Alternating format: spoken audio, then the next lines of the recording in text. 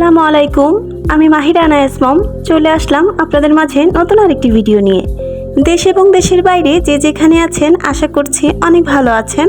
আমিও আলহামদুলিল্লাহ অনেক ভালো আছি। চলে আসলাম বেশ অনেক দিন পর আপনাদের মাঝে নতুন আরেকটি ভিডিও নিয়ে। এই ভিডিওটা আসলে অনেক দিন আগের করা ছিল, তো এরই মাঝে বাচ্চারা অনেক বেশি অসুস্থ ছিল আর সাময়িক কিছু ঝামেলার মধ্যে ছিলাম, যার কারণে আর এডিট করা হয়নি, আপনাদের সাথে শেয়ারও করা হয়নি। আর আমার ভিডিও ছাড়া কিন্তু অনেক দিন গ্যাপ পড়ে গেছে, তো যার কারণে বেশ অনেক দিন পর এসেছি আপনাদের মাঝে। তো অনেকে কিন্তু আমার এই কাজ দেখে বুঝে গিয়েছেন আমি কি করতে চাচ্ছি। আমি একটি হ্যাঙ্গিং প্ল্যান্টার বানাচ্ছি, আর এটা আমার একেবারে ফার্স্ট ট্রাই বলতে পারেন। তো আমিও প্রথম ট্রাই করছি, দেখছি কীরকম হয় আর আপনাদের সাথেও শেয়ার করছি। আর এটা হচ্ছে একটি প্লাস্টিকের গ্লাস, তো যার মধ্যে আমি মানি প্ল্যান্টগুলো নিয়েছি।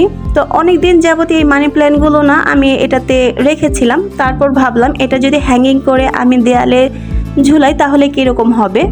তো এই যে আমার খাটের উপরের কর্নারে এই যে মশারির জন্য কিছু হুক দেওয়া ছিল, তো ভাবলাম এই জায়গাটা অনেক বেশি খালি লাগে, তো ভাবলাম কি এইটাকে একটি হ্যাঙ্গিং প্ল্যান্টার হিসেবে ব্যবহার করি। তারপর এই যে এখানে ঝুলিয়ে দিলাম। আমি এখানে আহামরি কোনো কিছুই করিনি, এর থেকে বেটার আইডিয়া আপনাদের মাথায় আছে আমি জানি। তো আমি একটি ছোট ট্রাই করলাম আর আপনাদের সাথে শেয়ার করলাম, দ্যাটস ইট, এর থেকে বেশি কিছু না। তো যাই হোক, এটা কীরকম হয়েছে কমেন্ট বক্সে জানাতে কিন্তু ভুলবেন না। তো এর আগে যে আমি হ্যাঙ্গিংটা করেছি, কিভাবে এটার প্রসেসিংটা ছিল সেটা তো আমি নিজে করেছি আর আপনাদেরকে বুঝাতে পারিনি। তো আপনাদের বোঝানোর সাথে এখানে আমি আরেকটা মাটির পাত্র নিয়ে নিয়েছি, আর কিভাবে এটার প্রসেসিংটা করেছি সেটাই আপনাদের সাথে একটু শেয়ার করছি। আশা করছি আপনারা খুব সিম্পলভাবে জিনিসটা বুঝে যাবেন। আশা করছি আমার এই হ্যাঙ্গিং প্ল্যান্টারের প্রসেসটি যারা এ পর্যন্ত দেখেছেন তারা খুব ভালোভাবে বুঝে গিয়েছেন যে এটা আমি কিভাবে করেছি। তো যাই হোক, আমি কিন্তু এখন রেগুলার ভিডিও দিতে পারি না বললেই চলে। তো অনেক দিন পর দেখা যায়, প্রায় সপ্তাহ 2 সপ্তাহ গ্যাপ পড়ে যায় আমার ভিডিও ছাড়তে, কারণ অনেক বেশি ঝামেলা থাকে। আর ছোট ছোট বাচ্চা যেহেতু না, তো সব কাজকর্ম সেরে এখানে আসাটা না খুব বেশি টাফ হয়ে যায়। তো অনেকেই হয়তো অনেকেই মন্তব্য করেন যে কি ভিডিও ছাড়ো, রেগুলার কিছু করতে পারো না। কমেন্ট বক্সে না বললেও কিন্তু অনেকে আমাকে এসে বলে যে এরকম করলে তো কোনো কিছুই হবে না। আসলে কোনো কিছুই না এত সিম্পলভাবে নেওয়া যায় না। ব্যাপারটা আপনারা যত সিম্পলভাবে দেখছেন আসলে অতটাও সিম্পল না। তো যার কারণে আমি আর রেগুলার ভিডিও আপনাদের সাথে শেয়ার করতে পারি না। বাই দ্য ওয়ে, আপনাদের মাঝে আমি আজ একটি সিম্পল রেসিপি নিয়ে চলে আসলাম। সিম্পল বলতে অতটাও সিম্পল না, আবার বেশি ঝুট ঝামেলাও নেই। তো আমি আপনাদের সাথে আজ যেই রেসিপিটি শেয়ার করব এটা হচ্ছে একটি টার্কিশ ডেজার্ট আইটেম বলতে পারেন। আর এখানে আমি কি কি উপকরণ নিয়ে নিয়েছি তা তো এক ঝলকে আপনাদেরকে দেখিয়ে দিয়েছি। আর হ্যাঁ, আমি এখানে 2টি আইসক্রিম নিয়েছি। আর আইসক্রিম নেওয়ার কারণ হলো যে এখানে না কিছু হুইপ ক্রিম ব্যবহার করার প্রয়োজন ছিল, তো আমি হুইপ ক্রিমের বিকল্প কিছু নেওয়ার ট্রাই করেছি। তো এর জন্য আমি এখানে 2টা আইসক্রিম নিয়ে নিয়েছি। আমার এই পুরো রেসিপিটি দেখতে হলে ভিডিওটি স্কিপ না করে অবশ্যই ধৈর্য সহকারে পুরো ভিডিওটি দেখবেন, অনুরোধ রইল। আমি না অনেক দিন গ্যাপ দিয়ে যেহেতু আমার ব্লগ ভিডিওগুলো ছাড়ছি, তো সেক্ষেত্রে দেখা যায় কি সবার কাছে না এখন নোটিফিকেশন আকারে গিয়ে আমার ভিডিওগুলো পৌঁছায় না, যার কারণে আমার আগে যেই পরিমাণ ভিউগুলো হতো এখন কিন্তু আমার ভিডিওতে ওই পরিমাণ ভিউ হচ্ছে না।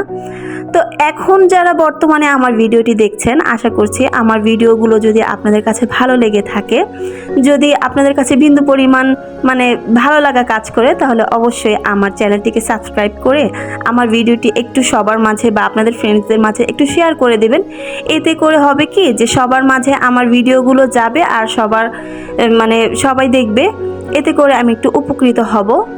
তো এখন পর্যন্ত যারা আমার ভিডিওটি দেখছেন বাট এরকমও হয়েছে যে আমার চ্যানেলটিকে সাবস্ক্রাইব করেননি, আশা করছি এখন আমার চ্যানেলটিকে সাবস্ক্রাইব করে দিবেন। আর আপনি যদি আমার ভিডিওটি ফেসবুক থেকে দেখে থাকেন, অবশ্যই আমার পেজটিকে ফলো দিয়ে সবার মাঝে ভিডিওগুলো শেয়ার করে দিবেন। আর আপনি যদি কাজটি অলরেডি করে থাকেন, আপনাকে তো অসংখ্য ধন্যবাদ। আর হ্যাঁ, আরেকটি বিষয় হচ্ছে যে অনেকে আমার চ্যানেলটিকে সাবস্ক্রাইব করেছেন, বাট হয়েছে কি যে আমি যেহেতু অনেকটাই গ্যাপ দিয়ে দিয়ে ভিডিও ছাড়ছি, তো অনেক দিন গ্যাপ দেওয়ার কারণে হচ্ছে কি যে আপনাদের কাছে না আমার নোটিফিকেশনটি গিয়ে পৌঁছাচ্ছে না। তো এখন যারা ভিডিও দেখছেন তারা একটু কষ্ট করে আমার চ্যানেলটিকে আবার পুনরায় আপনাদের ইউটিউব চ্যানেলে গিয়ে মানে পুরো নামটি লিখে একবার সার্চ করবেন।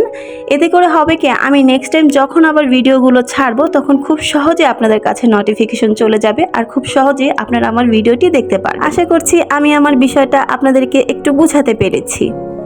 তো এখন চলে এসেছি মাহিরাকে নিয়ে মাহিরা নানুর বাসায়। মাহিরা নানুর বাসায় বলতে মাহিরাকে নিয়ে এসেছি, মাহিরা বলছিল ফুচকা খাবে। তো আনায়াকে ও নানুর কাছে রেখে এসেছি আর মাহিরাকে নিয়ে বাহিরে বের হয়েছি। এটা হচ্ছে মালিবাগ আবু জর গিফারি যে কলেজটা আছে এটার পেছন সাইডে। এখানে অনেক বাতাস আর আবহাওয়াটা অনেক বেশি ঠান্ডা, যার কারণে হয়তো এখানেরই স্টুডেন্টরা, এই কলেজের স্টুডেন্টরাই হয়তো তাদের কারো বার্থডে সেলিব্রেশন করতে এখানে এসেছে। কিছুদিন আগেই কিন্তু রিমাল নামের 3 দিন ব্যাপী একটি ঘূর্ণিঝড় বয়ে গেছে। তো এটা কিন্তু ঘূর্ণিঝড়েরও অনেক আগের করা ভিডিও ছিল, তো তখন তো অনেক বেশি গরম ছিল। এখন অবশ্য ওয়েদারটা একটু নর্মাল আছে। এই তো চলে এসেছি আবু জর গিফারি যে কলেজটা আছে এই গেটের সামনে এই ফুচকাওয়ালা মামা।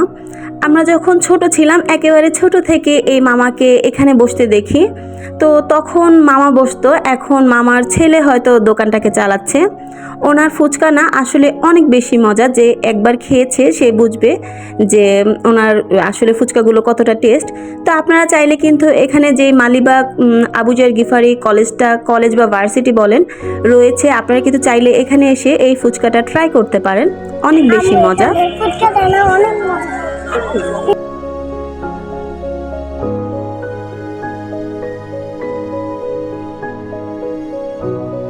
এই তো দেখতেই পাচ্ছেন মা আর মেয়ে মিলে ফুচকাটাকে কি ভালোভাবে এনজয় করছে।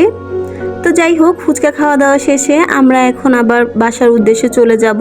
তো এখন কিছু সময় এখানে আমি আর মাহিরা হাঁটবো, হাঁটার পর বাসায় চলে যাব।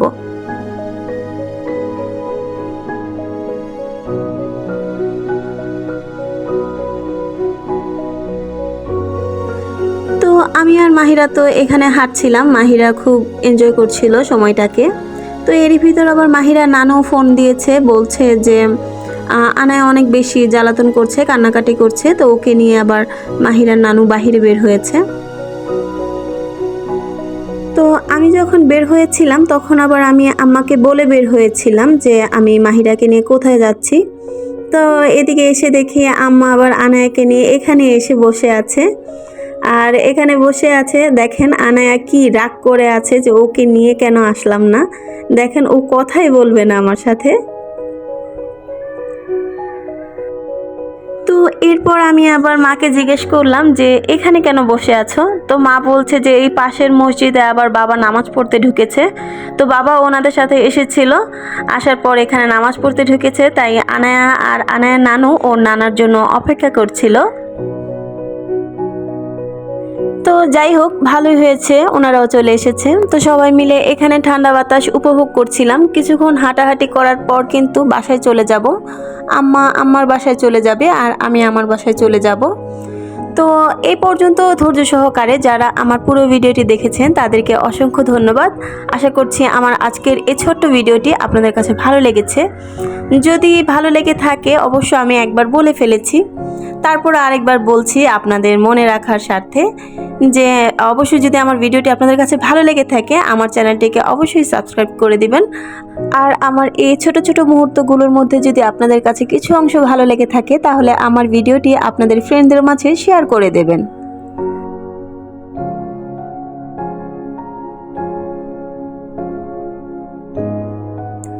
এই তো বাসায় চলে এসেছি। তো বাইরে বের হওয়ার আগে যে ডেজার্টটি বানিয়েছিলাম সেটা তো ফ্রিজে রেখেছিলাম।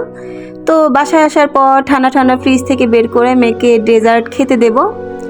তো এই পর্যন্তই আমার আজকের এই ভিডিও। আশা করছি দেখা হবে নেক্সট কোনো ভিডিওতে, নেক্সট কোনো ব্লগে।